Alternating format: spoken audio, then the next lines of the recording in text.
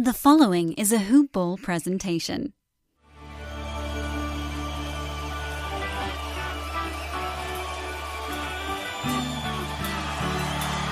Welcome to another edition of the Hoop Ball Sacramento Kings podcast. I'm your host, Christian Villere. You can find me on Twitter at MyBuddyChris. For all Hoop Ball Sacramento Kings coverage on Twitter, it's at HoopBallKings. And for all of your NBA news, NBA fantasy news, and Sacramento Kings coverage, period, it's hoop-ball.com.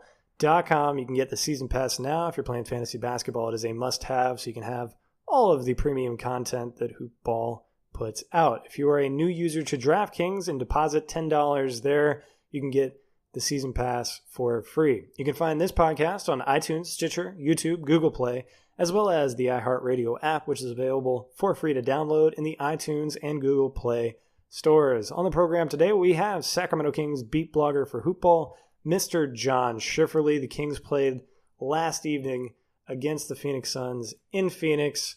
We hit on that as well as an issue, or not an issue, but a topic from the game against the Pacers on Saturday that we did not get to.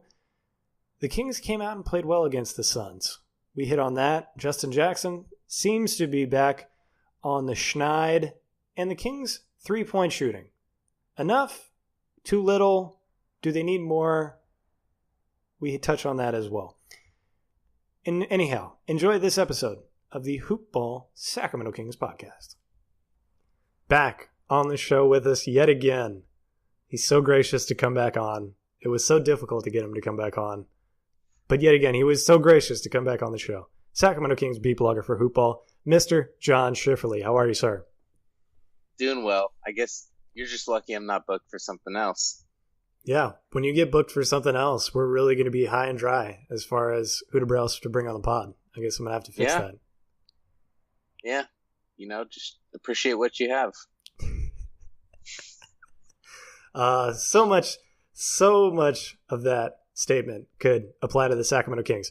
We are going to get into it, and before we get to the Kings game, they have only played one game since we last spoke against the Suns in Phoenix. Before we get to that game, I want to touch on one thing from the Pacers game we didn't get to in the last podcast, and that was the emphasis, it seemed like, on coming down the floor, finding or having a good shot and taking it.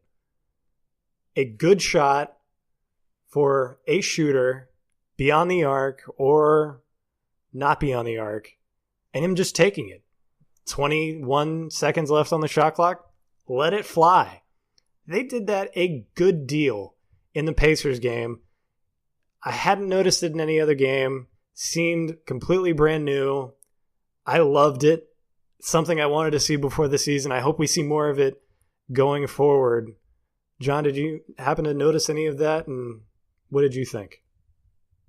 Yeah, it's going to be parts of two things, which is first, if you're playing against a team that's not setting their defense quickly or just generally well in transition, then that's going to lead to a lot of really clear shots that you should just, go for. And I think against the Suns, at least, that's very likely that happened. And against the Pacers, there were certainly cases of that.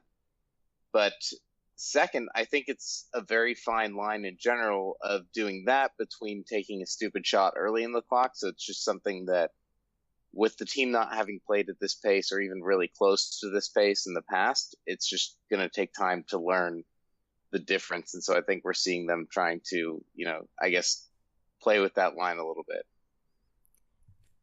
It was great to see because the right guys were taking the shots. Justin Jackson, I believe on multiple occasions against the Pacers, came down, 20 seconds left on the shot clock. Instead of feeling like he needed to run a set or get the ball to a point guard, he's wide open.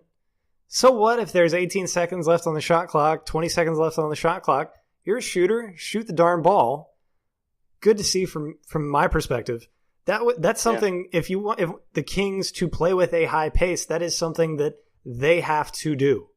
Right now, it seems like any lineup they're throwing out there on the floor has 4 3-point shooters, has 4 guys that can knock it down. Granted, De'Aaron Fox has not been shooting well recently. I'm sure that is just a little bit of him coming down from such a hot start. I'm sure he'll settle in a little bit above where he's at now, but probably not quite as hot as he was to begin the season. Justin Jackson showing signs of life. He's now shooting the ball pretty well. Bogdan and Buddy, of course, have been lighting it up. Buddy in that game against the Pacers, for whatever reason, was not shooting the ball well when defended. Probably just having something to do with that whole thing that they mentioned on the broadcast last night where he's playing a lot better on the road than he is at home. It's probably just a dumb variance type of thing that will eventually work its way work its way out during the season. It was great to see. They played well. That's all I really wanted to hit on with regard to the Pacers game. So I'm going to abruptly take us in a U-turn into this Suns game where they played extremely well. They came out extremely hot, knowing that the Suns had some of their key players out with injury, mainly Devin Booker and TJ Warren. There was something that they had been told, and it had stuck with them because they came out like they knew they had this game in the bag, and all they had to do was put their foot down immediately to end any kind of possible run that the Suns could have made to keep themselves in the ball game. Coming out into a game where you know you have the advantage and putting your foot down early is something that good teams do. It was great to see this Kings team do it. What did you see early on that you really liked from the Kings beyond that 33-point lead or whatever the heck it was? Yeah, I mean, like you said, it's important to come out in those games and know that you can play hard early and sort of put the game out of reach versus coming out and knowing that it should be an easy win, so not really coming out with much effort. And as fans of a team that have been bad for, about as long as I can remember, it's not all that uncommon to see teams come out against them and not play that hard because they didn't think that it would be that hard of a matchup, and then the Kings are able to come away with it easily. So, we all know that can happen, and it's nice to see that the Kings don't seem to feel that way about any games this season, at least to this point. I think it also helped that the Suns were playing helpful defense in that the Kings did not feel them at all in that first quarter, and the Kings most certainly took advantage of it. I mean, the Suns they barely look like they all play for the same coach, if you know what I mean.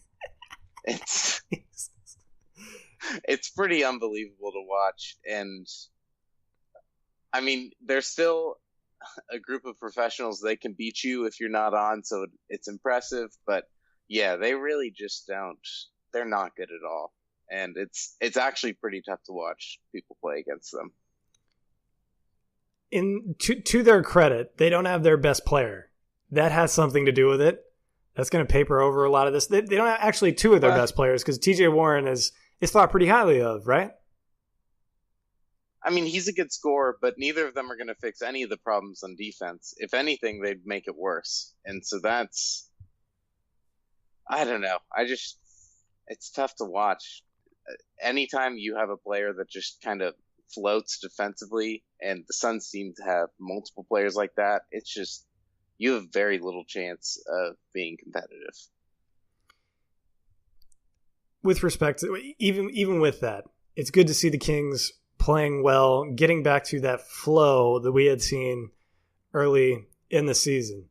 One of the things that happened to arise in seeing these guys play so well was somebody who we had been down on early in the season, seeming to extend his rise from wherever he was at. I don't want to say ashes because according to the numbers, at least I was completely wrong on how well he had been doing.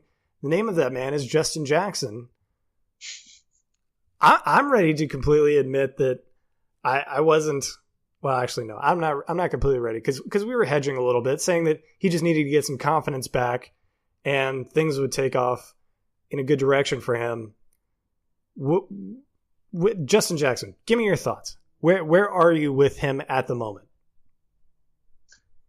So at the moment, I think if you watch his shot, it was never bad. Like, it was consistent it didn't go consistently in, but it seemed like he did the same thing every time.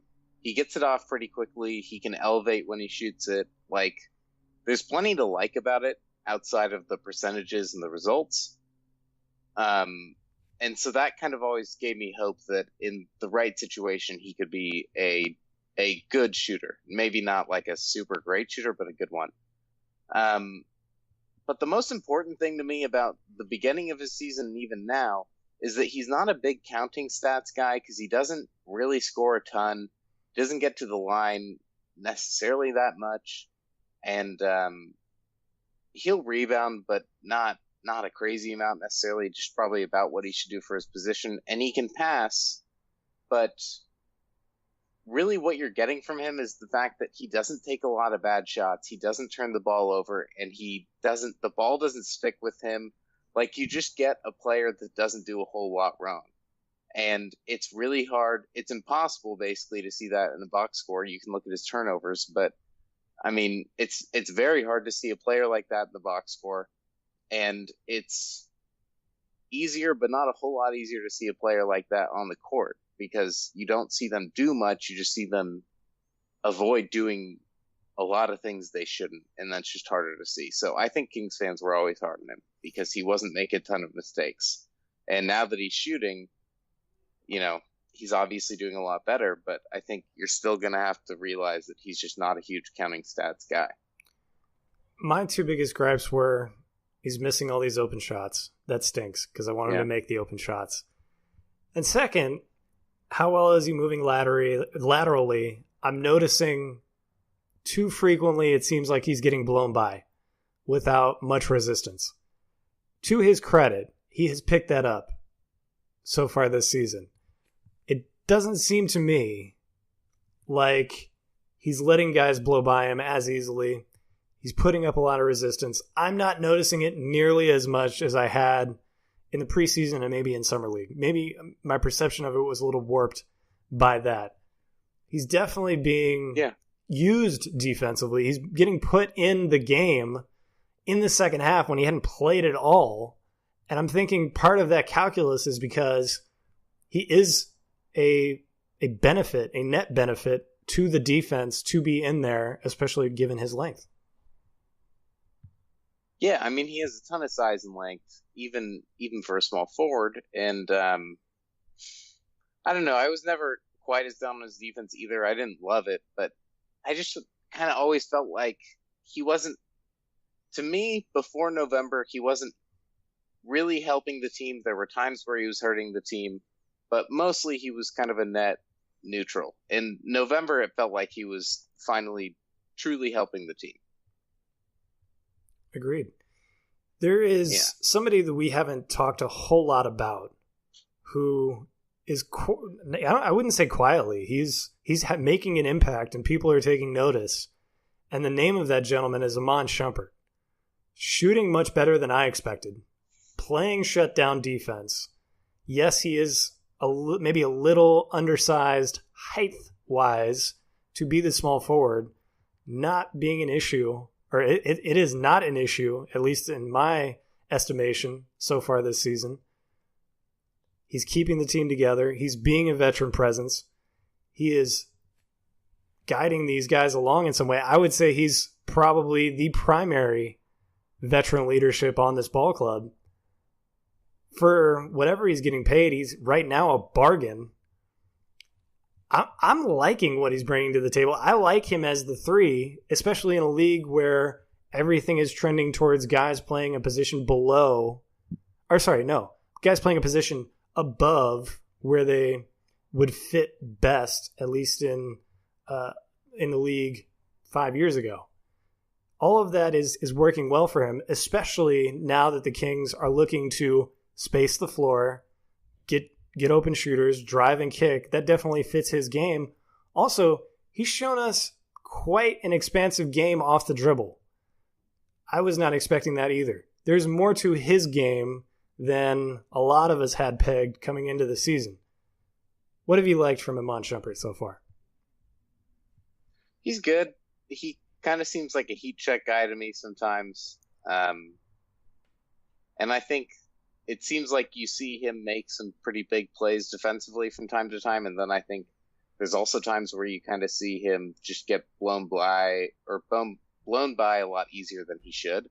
And so I'm kind of mixed on him. I don't dislike him playing or being on the team, and I do think he's a good veteran to have around. But at the same time, I don't know that the Kings should ever be satisfied with him as the starting three. I just don't know that he's that good, and I don't know that he does enough for that. But he's a good vet to have around, and he can play. So I don't disagree with him playing based on where the roster is today.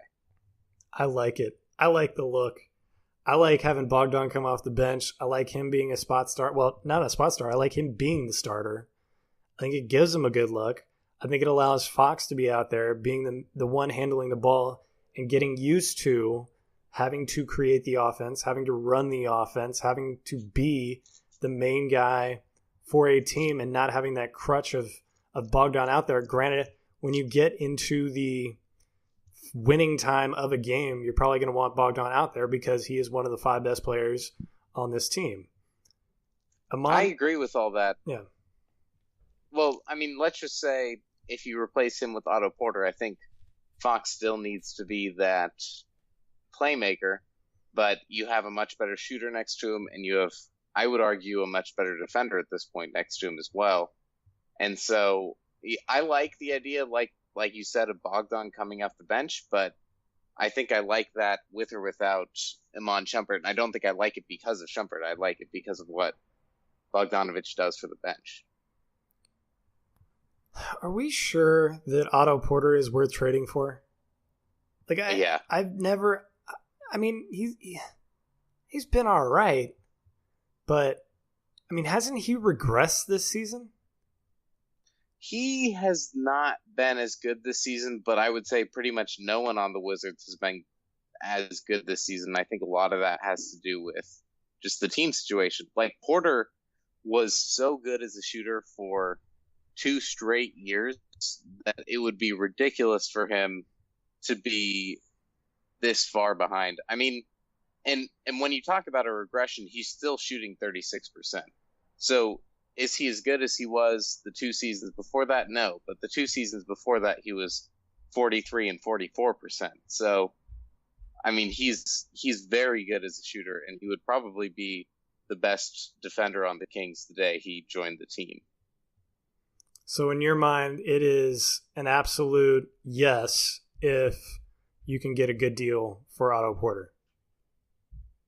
I think doing Shumpert and Cauley Stein, I would be shocked if the Kings turn that down. I don't think that they really want to re-sign Cauley Stein at this point. I just can't think that they're wanting to match what he's probably going to get as a free agent. And I have to think they're at least somewhat aware of what he could get. And so I think from a talent standpoint, you're pretty much giving nothing because you're giving up a player that you probably don't want to keep long-term anyway. And then from, just a money standpoint, Otto Porter's going to cost some money. But again, if the alternative was like keeping Cauley Stein and signing him, we're talking about maybe like 10 to 15 million a year. And at the Kings cap number for next year and the season after that, that's just not that consequential to me. If he's going to be an upgrade at small forward, I think it's a definite yes. I would have, man, it would be tough to give up Iman just because it seems like he's ingratiated himself with everybody on the team. He's been such a positive, pleasant surprise for the makeup of this team. It would be tough to let him go. I would, like, if I were the Wizards, or if I were the Kings, I would press to try and add other filler rather than Iman Shumpert. I want Iman around. Yeah. I think he adds more beyond the box score. He adds a bunch in mentoring, in keeping the team in high spirits, all that stuff that we think may not mean that much. I think it definitely does, and trying to keep him around as long as possible, I think, is probably in the Kings' best. I don't know, best whatever. It's in their best. What do you call? What's the word I want? in their best interest. There we go. Interest. That's what I was looking for. Yeah, I would agree with that. And honestly, Iman Shumpert's a good small forward to have, and I would prefer him. And I just say that mostly because the salaries would. He has a pretty large salary for just 1 year, so that makes him easy. And he's actually a useful player, so he's an easier sell over like Zach Randolph and probably Costa Koufos, just because in that deal you're also selling Cauley Stein. So do you really want two more centers instead of a center and a wing? But I don't think he's really the main part of the deal. If the Wizards do that, they're doing it to, one, get off the contract, and two, get a talented player that they can re-sign so that they have at least some talent coming back their way. So that's where it's really just Willie Cauley-Stein in salary. I don't think Iman Shumpert makes or breaks the deal for the Wizards. Unfortunately, though, I don't think there's another option though to throw in the deal that would make it tempting enough for. I think the Wizards. Zebo. I think if you're the Wizards, the biggest thing you're really looking at is, again, the getting off the salary and getting a young talent. Because if you're really trying to get off the salary, then you're probably just going to let Iman Shumpert go in free agency.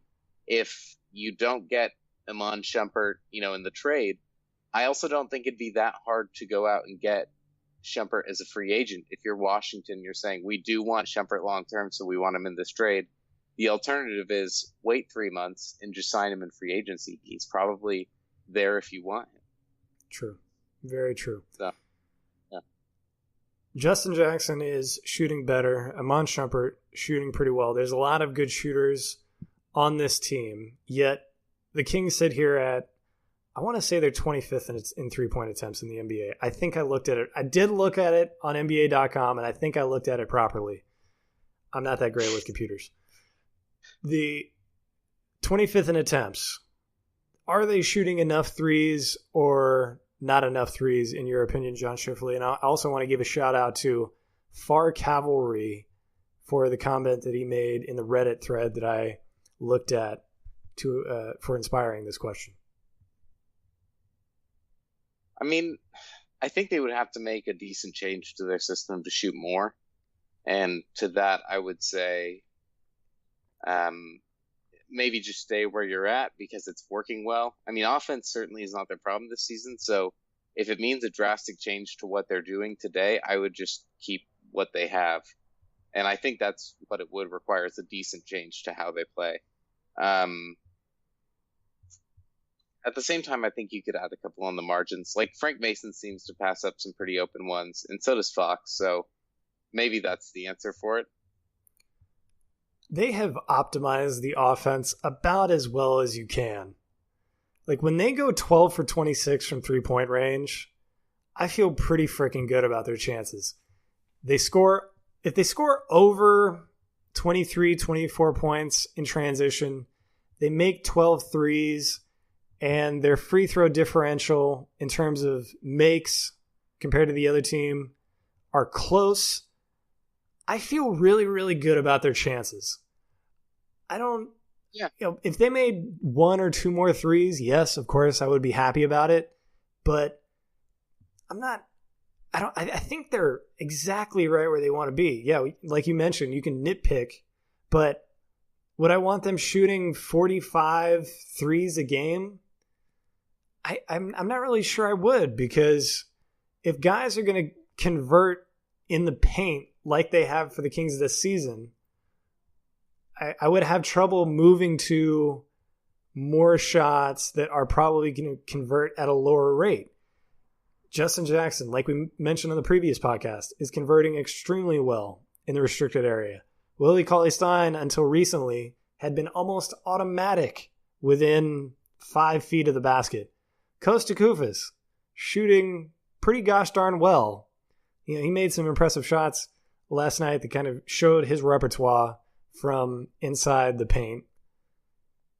I'd have a lot of trouble giving up that kind of stuff to go for more risky shots, even though it is a greater reward. Well, in their second, I want to say they're like 5th in the NBA in field goal percentage overall. And, that number might be aided a little bit by the fact that they're not shooting as many threes. But at the same time, it kind of tells you that they don't need a whole lot more spacing. So I don't know how great the benefit would be from making a drastic change. And yeah, like you said, it's on the margins. So ask, De'Aaron and Frank Mason to take one more game. Maybe Buddy takes one more game because he's a little under his number last season.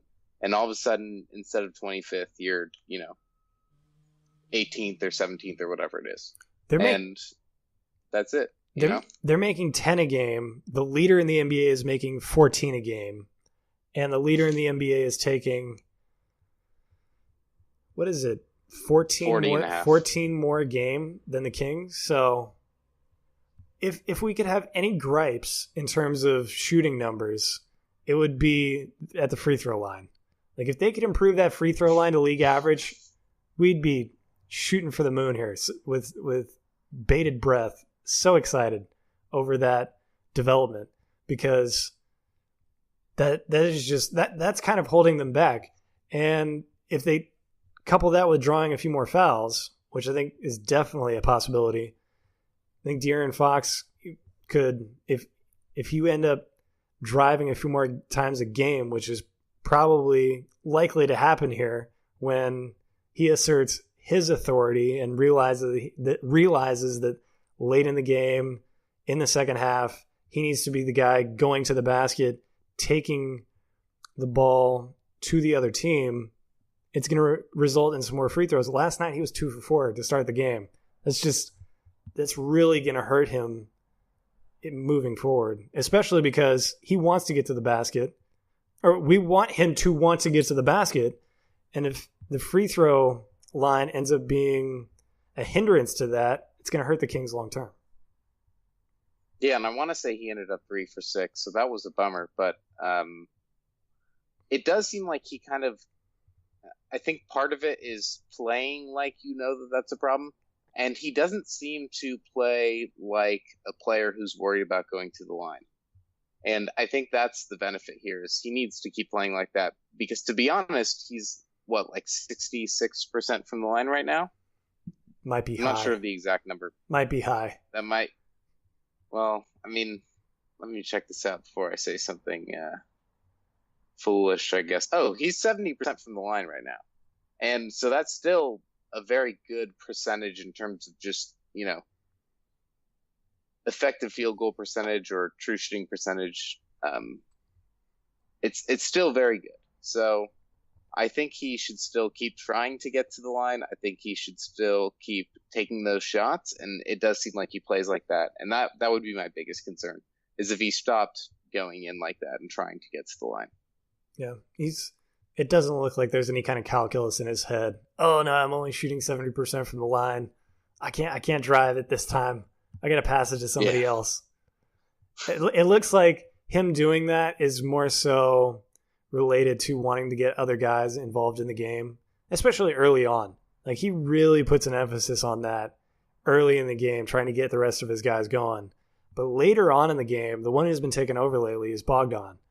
He's almost dominating the ball in a lot of cases, which is fine to some degree, but I'm worried that might be something that could possibly cause some friction because I want to see Fox with the ball in his hands. I think longer term, that's probably going to be what things end up moving towards.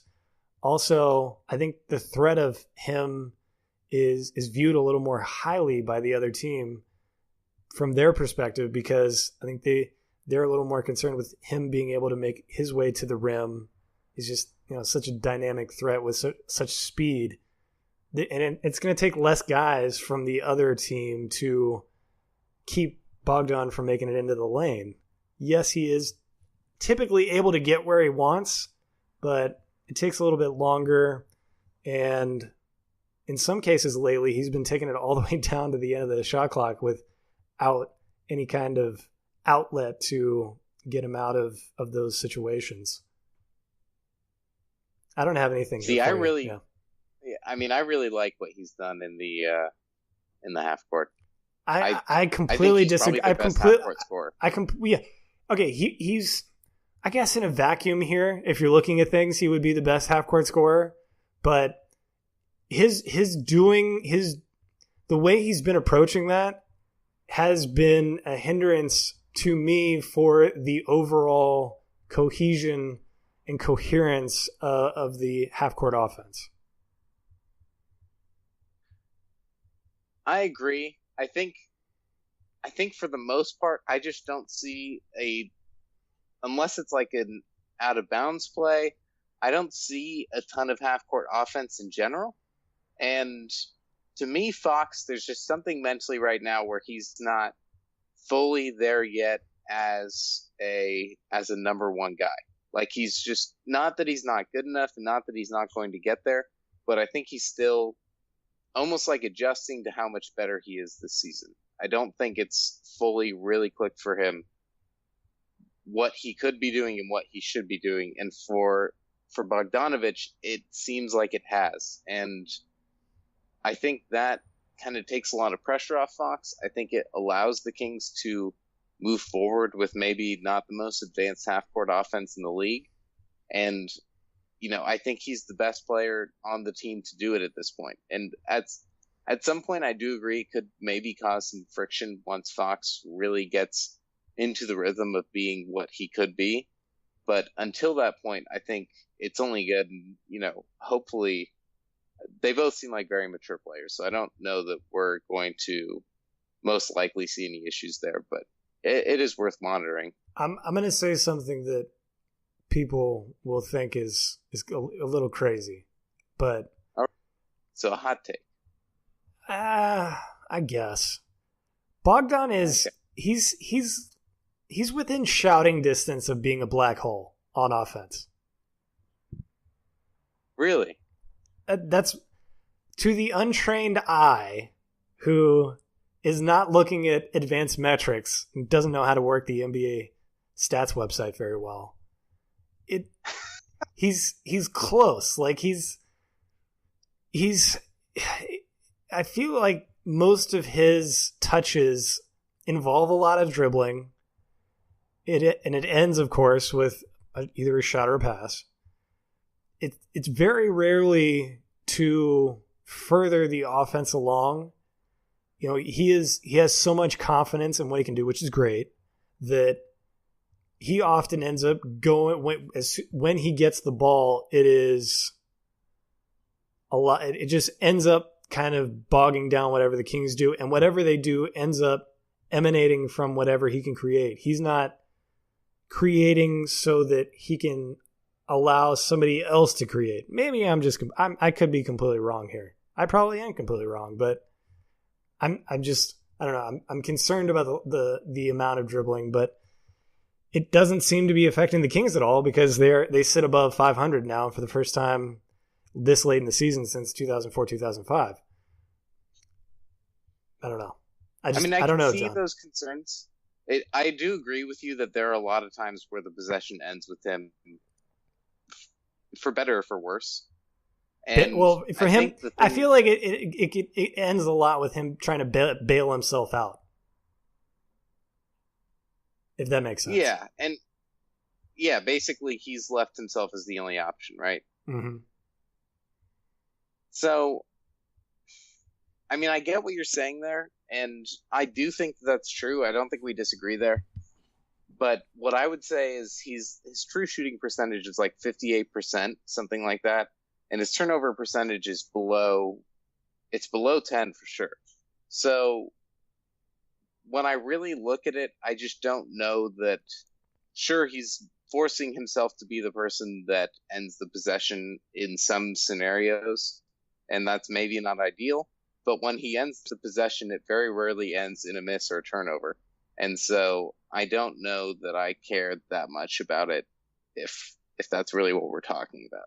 So, maybe it has to do with guys just not quite aware of, or just not aware of how to keep moving, or that they need to keep moving when somebody is in the middle of trying to make something happen on one side of the floor.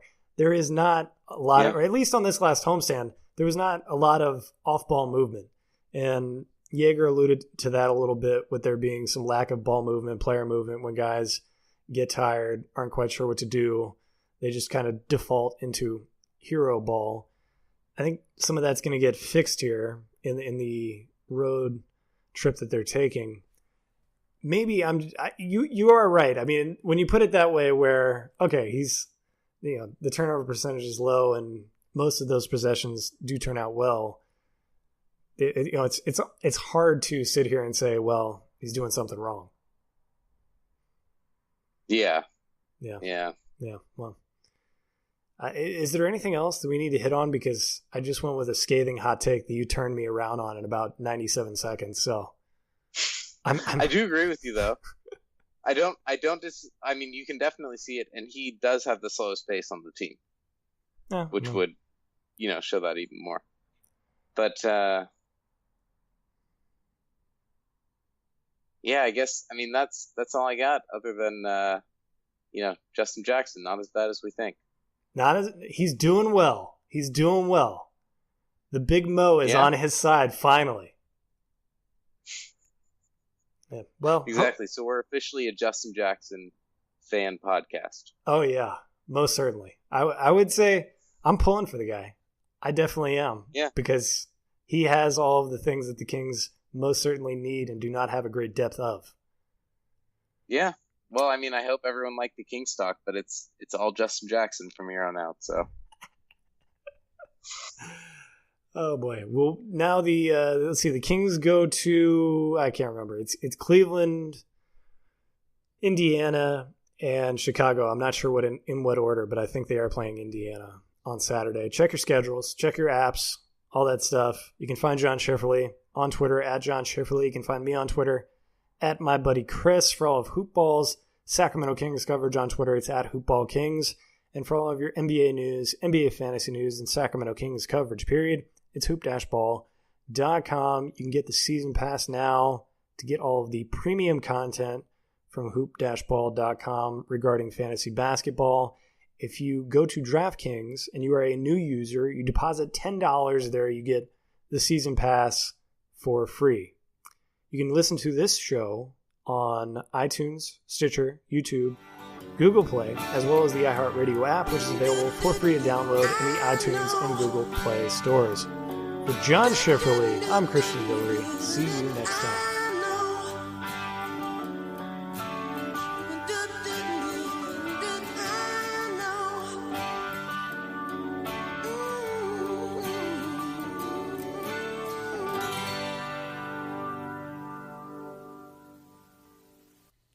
This has been a Hoop Ball presentation.